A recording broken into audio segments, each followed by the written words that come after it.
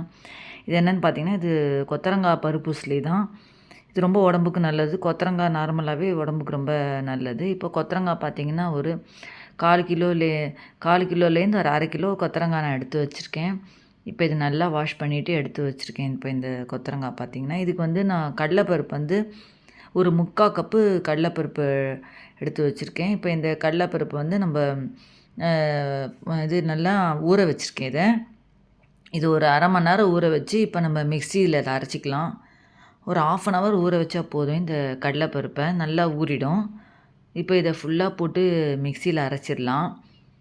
இது போட்டு தண்ணி வந்து ஒரு 1/4 டம்ளர் தண்ணி ஊற்றினா போதும். நிறைய தண்ணி ஊற்றினா குழஞ்சிரும். அப்புறம் அந்த பருப்பு உசிலி வந்து நமக்கு ரொம்ப தண்ணியாக வந்துடும். அதனால் பார்த்திங்கன்னா தெரியும், தண்ணி 1/4 டம்ளர் தான் ஊற்றணும். அதுக்கு மேலே தண்ணி ஊற்ற வேணாம்.